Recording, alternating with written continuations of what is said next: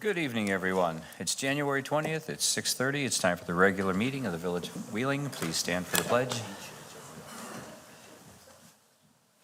I pledge allegiance to the flag of the United States of America and to the republic for which it stands, one nation, under God, indivisible, with liberty and justice for all. Okay. Clerk Brady. Trustee Vogel, Here. Trustee Papantos. Present. Trustee Vito. Here. Trustee Lang. Here. Trustee Kruger. Present. Trustee Rafato. Here. President Horker. Here, you have before you the minutes of the regular meeting of December 16th, 2024. I need a motion for their approval. So moved. Second. Trustee Vogel, second trustee Rafato, roll call. Trustee Vito. Yes. Trustee Lang. Yes. Trustee Kruger. Yes. Trustee Rafato. Yes. Trustee Vogel. Yes. Trustee Papantos. Yes. President Horker. Yes, you also have before you the minutes of the regular meeting for January 6th, 2025. Need a motion for their approval. So moved. Trustee Second. Kruger, second. Trustee Vogel, roll call. Trustee Vito. Yes. Trustee Lang. Yes. Trustee Papantos. Yes. Trustee Vogel. Yes. Trustee Rafato. Yes. Trustee Kruger. Yes. President Horker. Yes, changes to the agenda. There are no changes this evening. Proclamations, Clerk Brady. Martin Luther King Jr. Day of Service, January 20th, 2025. Whereas Dr. Martin Luther King Jr. devoted his life to advancing equality, social justice, and opportunity for all, and challenged all Americans to participate in the never-ending work of building a more perfect union. And whereas Dr. King's teachings can continue to guide and inspire us in addressing challenges in our communities, and whereas the King Holiday and Service Act enacted in 1994 designed to the King Holiday as a national, designated the King Holiday as a national day of volunteer service, and charged the Corporation for National and Community Services with leading this effort. And whereas since 1994, millions of Americans have been inspired by the life and work of Dr. Martin Luther King Jr. to serve their neighbors and communities on the King Holiday. And whereas serving on the King Holiday is an appropriate way to honor Dr. King, meet local and national needs, bring our citizens together, and strengthen our communities and nation. And whereas the King Day of Service offers an opportunity for Americans to give back to their communities on the holiday and make an ongoing commitment to serve throughout the year. And whereas King Day of Service projects and organization organized by a wide range of nonprofit, private businesses, and other organizations across the nation. And whereas citizens of Wheeling have an opportunity to participate in events throughout Northern Illinois on the King Day of Service, as well as to create and implement community service projects where they identify the need. Now therefore, Patrick Horker, President of the Village of Wheeling, proclaim the Martin Luther King Jr. holiday as a day of service in Wheeling, and call upon the people of Wheeling to pay tribute to the life and works of Dr. Martin Luther King Jr.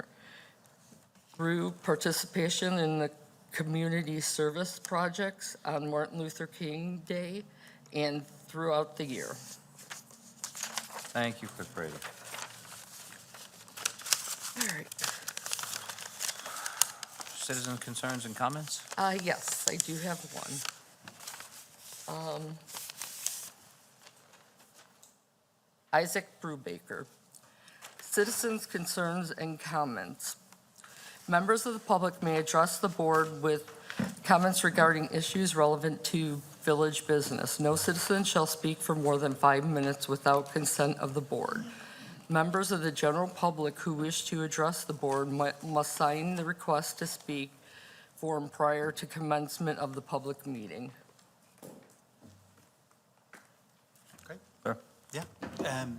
Good evening, and thank you for giving me the opportunity to address you tonight.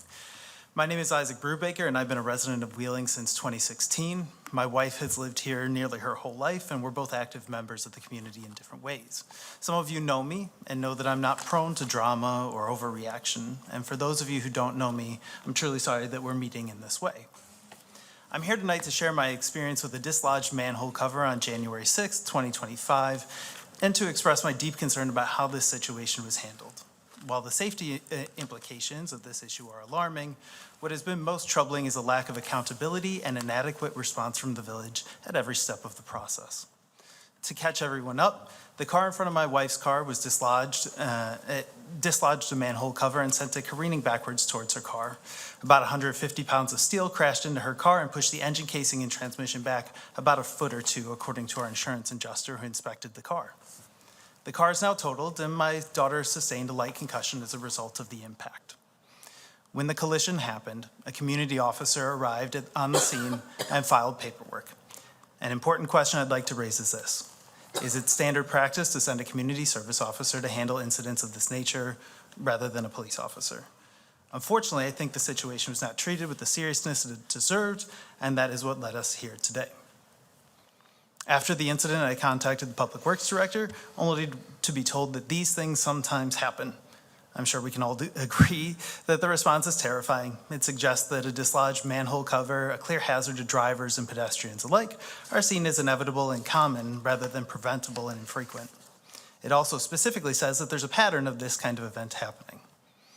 When I pushed for more answers and reached out to the village manager, I was told that I should rely on my own insurance to cover the damages. The lack of accountability at every level was frustrating and disheartening. Rather than take care of its residents and help out a family whose lives have been upturned due to no fault of our own, the village has consistently and routinely pushed us aside. The situation became even more concerning when the same manhole cover became dislodged again on January 13th, 2025. I went to go take pictures, as it seems obvious to me that this isn't a case of someone intentionally removing the cover. It is a structural failure. These covers weigh about 150 pounds, and the cover would be challenging to raise, and dislodging it raises serious questions about the infrastructure. I appreciate the village's decision to weld the cover down as a temporary fix, full stop. The safety of all is actually what's always most important to me, but let's call it what it is. It's a Band-Aid on a significant safety issue. This is not a sustainable solution.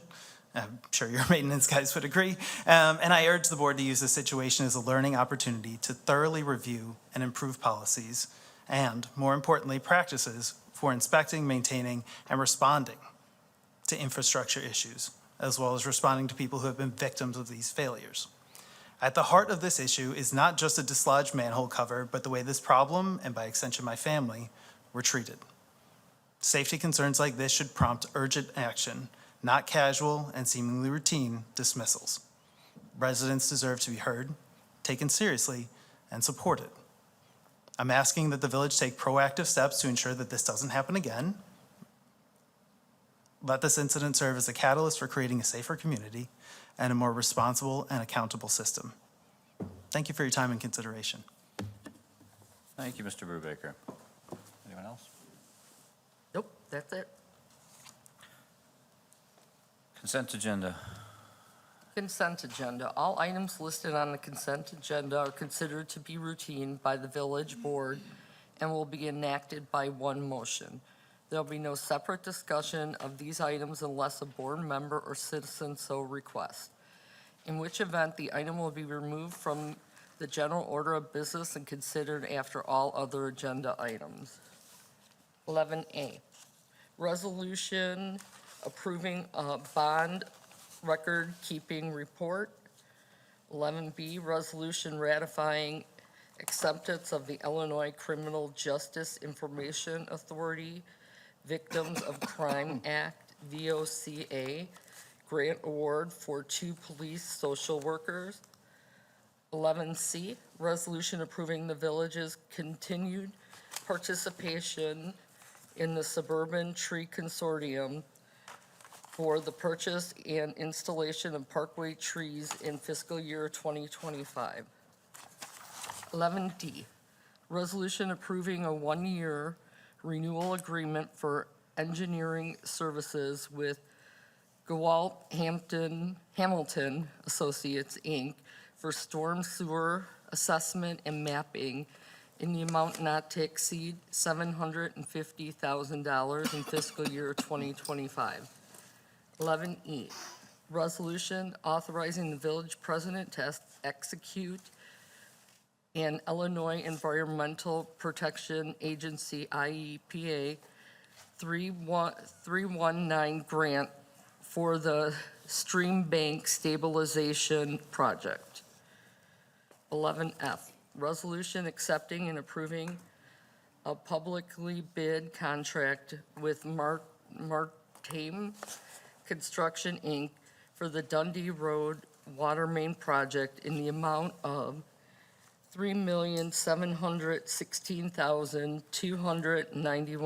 $3,716,291.40. 11G, resolution approving a two-year contract with HGS LLC doing business as Res Environmental Operating Company LLC in the amount of $138,971 for invasive plant control and maintenance services. 11H, resolution waiving competitive bidding and accepting a proposal from Twin Lake Marine for the purpose of one all-terrain vehicle in the amount of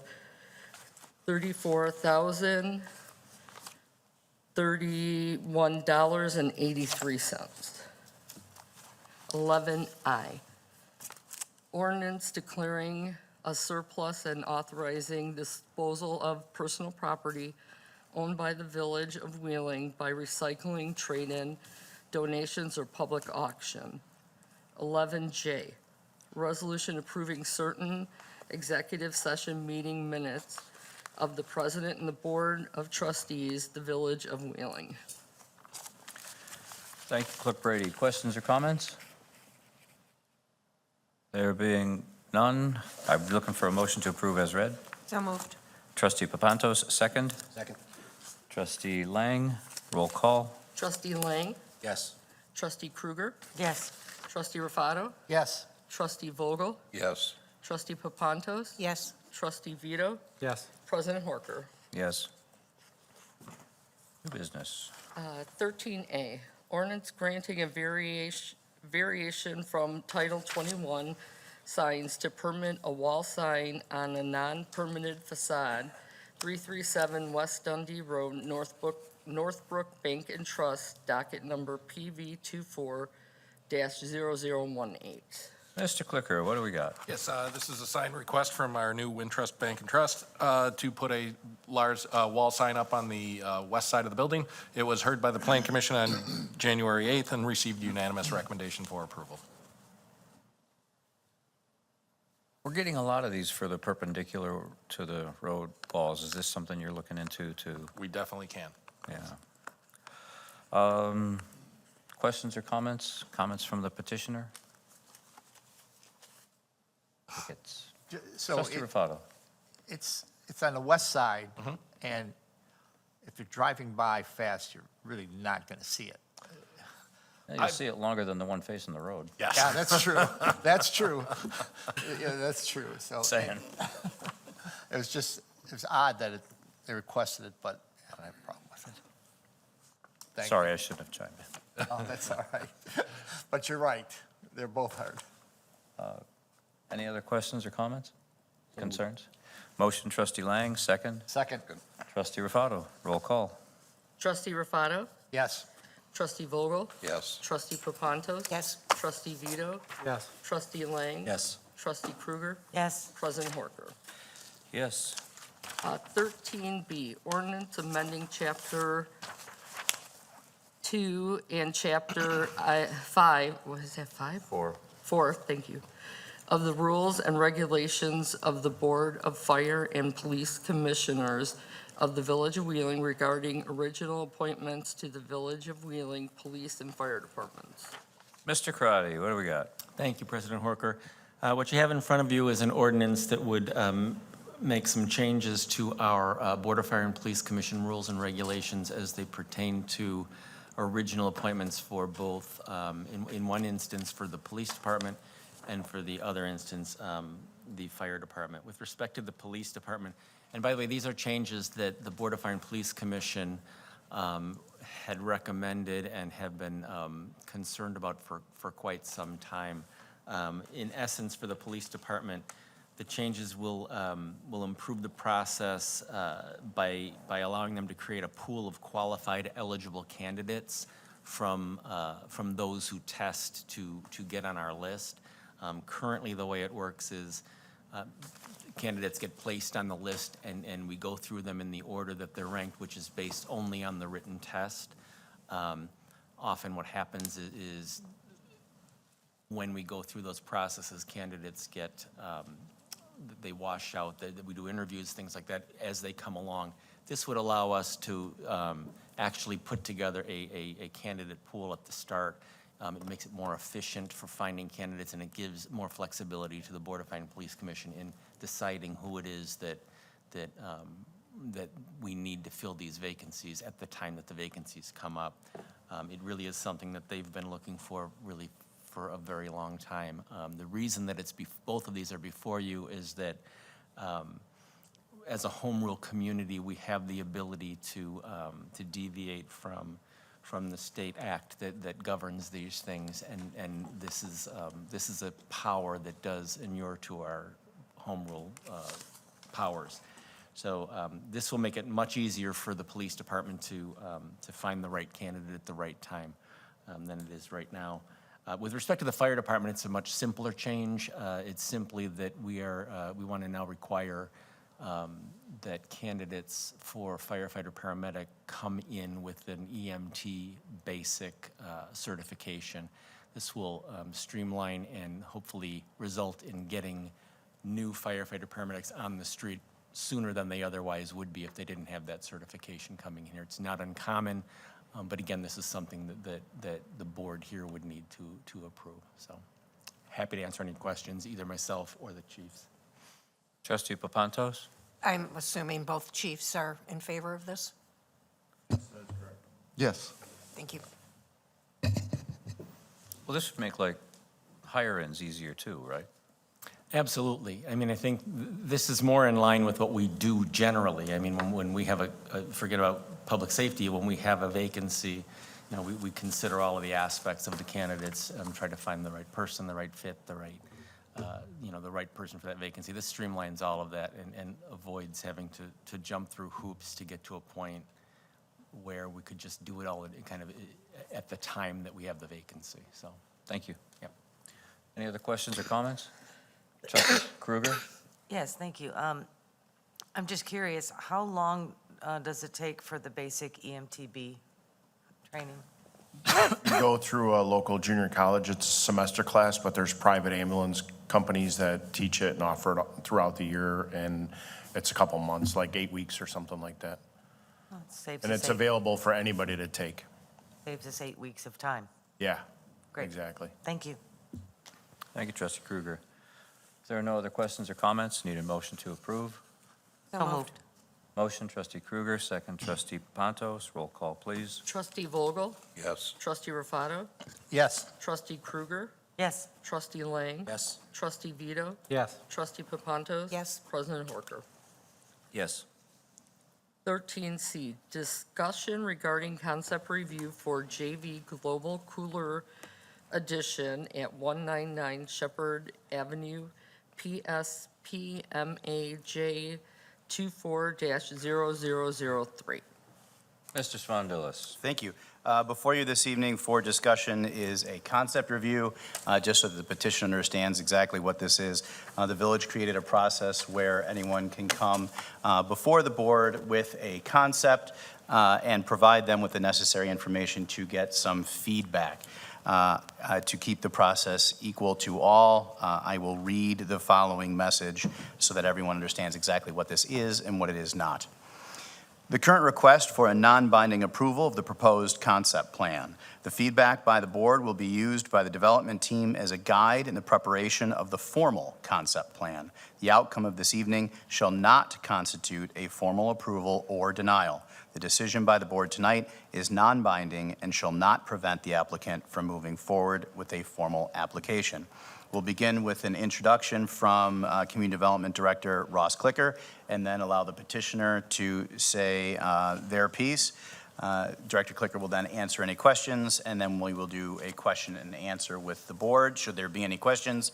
And the proceeding will end with a simple consensus from the vote to the question, is the board in favor of the concept plan for 199 Shepard Avenue? Director Clicker.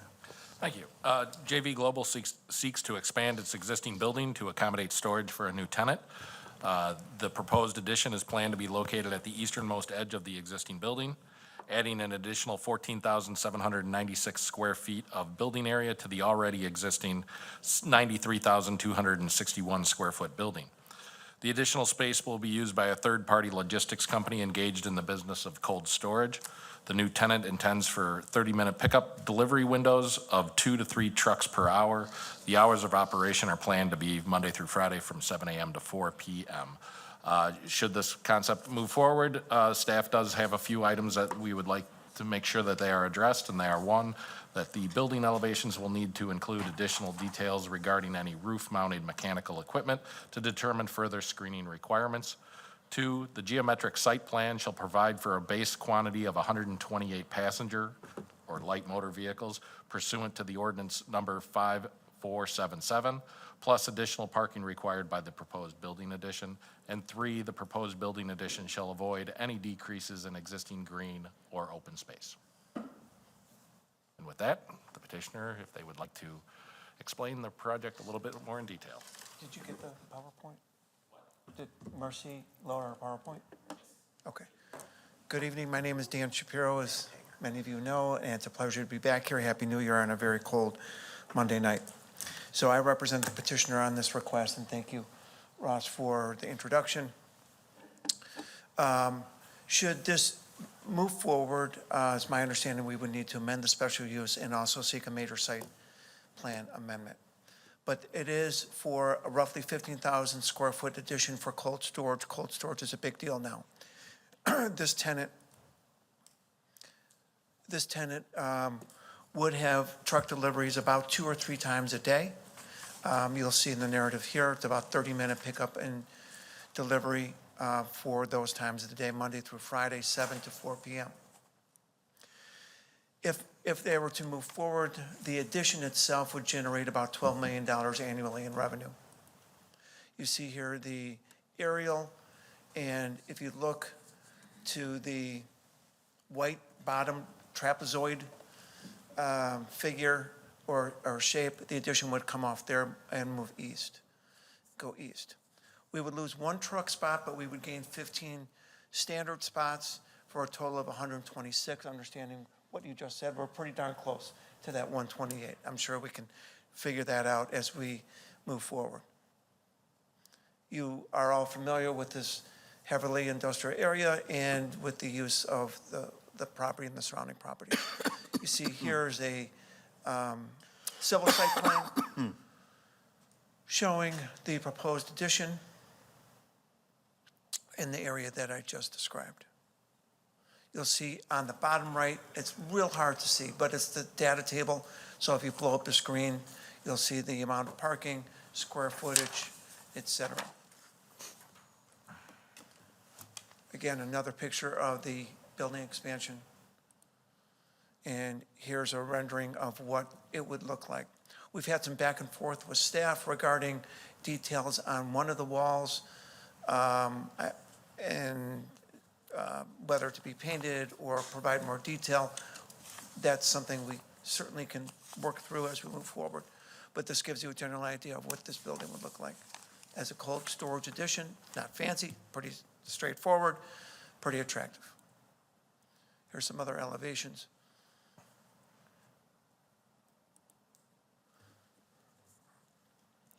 John Weiss, who is our architect, is here to answer any questions you may have. We have tried to be as responsive to staff comments along the way over the last several months as possible, and we're looking forward to having this go further through the process. So I'm available, John's available, if you have any questions. Trustee Papantos. Yeah, my only concern, and I realize this is, concept review only, is to make sure that we don't lose any water retention, because it is being positioned over somewhat, so you're going to have to replace that in the long run. Absolutely. I think it's being positioned over the area that's already impervious, but we will go through that engineering. You'll vet it, we'll vet it, absolutely understand what you're saying. Great, thank you. That was actually one of my questions too, because there was talk about losing detention, but then when you look at where they're going to put it, it is on the parking lot. Is this one of those low spots where there's a swale in the parking lot, or? Well, regardless of whether or not, what the elevation is, if it's impervious surface coverage, the construction of the new facility would have to meet our stormwater ordinance. So the calculation would be managed Okay. through the permitting project. Okay. Trustee Kruger? Oh, thank you, Mr. President. Hi. So my packet states that the new building will be raised, or will be built where heavy motor vehicle parking currently takes place. I'm just curious, where will those vehicles be parked post-addition? Yeah, so there is, that's imprecise language on my part, if I did that. So as you can see, let's go back. Whoops.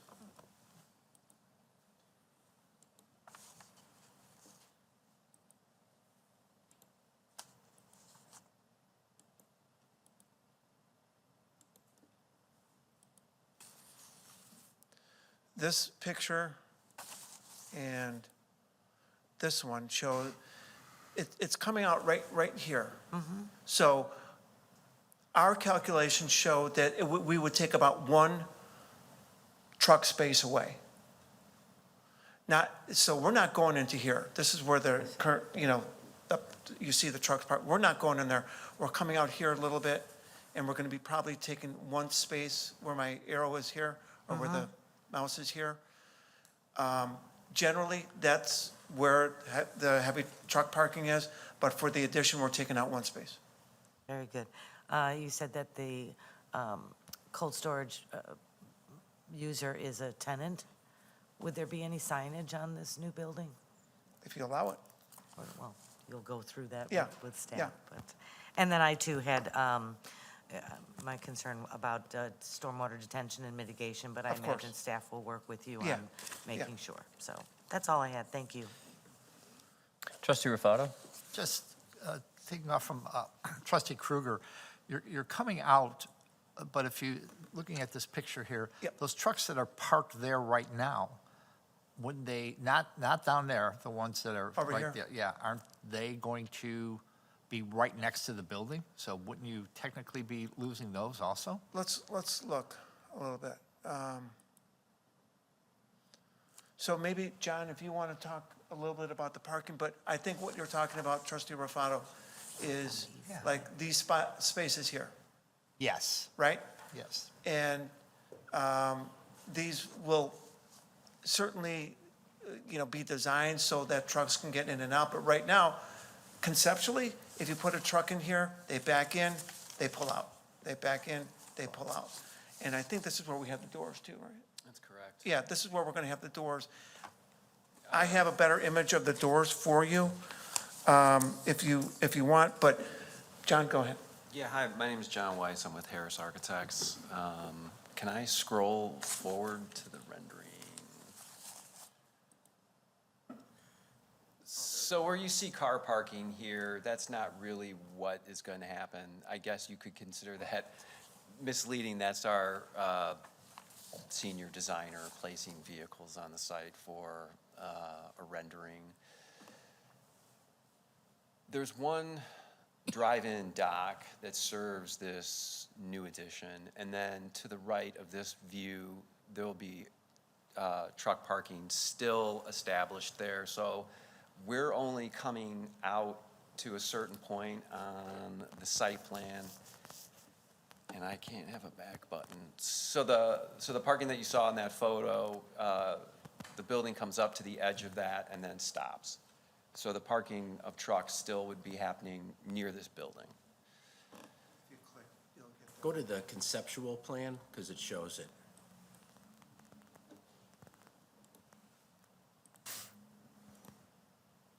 This is the truck striping, at least in plan, so that you can see that.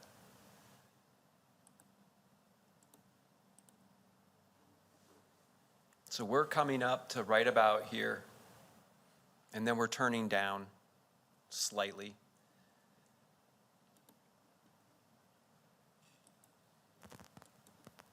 And then this is the truck parking that's gonna remain right there. And so what you ended up losing was just like one stall in this area to get access for the truck dock, if that makes sense.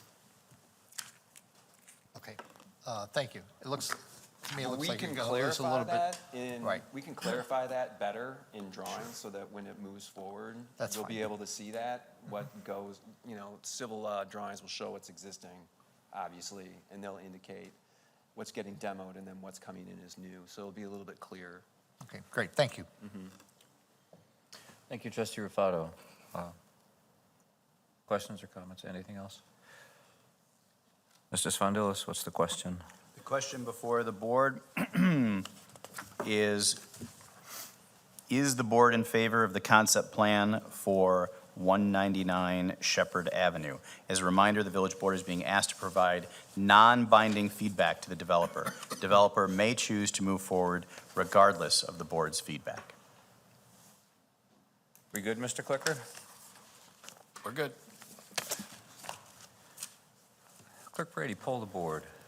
Trustee Vogel? Yes. Trustee Papantos? Yes. Trustee Vito? Yes. Trustee Lang? Yes. Trustee Krueger? Yes. Trustee Rufato? Yes, President Horker? Yes. Thank you. Mr. Shapiro, good to see you. Official communications. Is that you, trustee Lang? I do have What have you something. got, trustee Lang? Let me, give me a second. Hold on. I wanted to send out, here it is, condolences to the Stricker family of Wheeling, Jean, Janet, and Roger, for the loss of their father, Roger Stricker, who was a trustee in the 60s and 70s here. He had gone on, after he left Wheeling, he was a canine cop, undercover MEG agent, FBI agent, and police chief.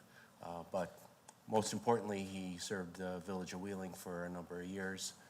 And, you know, call out to his family that, with condolences. Thank you. Thank you, trustee Lang. Any other concerns or comments, reports? If there are none, we have one more piece of business, the approval of the bills for January 1st through January 15th. so moved. Motion, trustee Rufato, second, trustee Papantos. Roll call. Trustee Papantos? Yes. Trustee Vito? Yes. Trustee Lang? Trustee Krueger? Yes. Trustee Rufato? Yes. Trustee Vogel? Yes. President Horker? Yes, there is no executive session this evening, so I need a motion to adjourn. So moved. Trustee Rufato, second, trustee Krueger, all in favor? Aye. Meeting adjourned. Thank you all.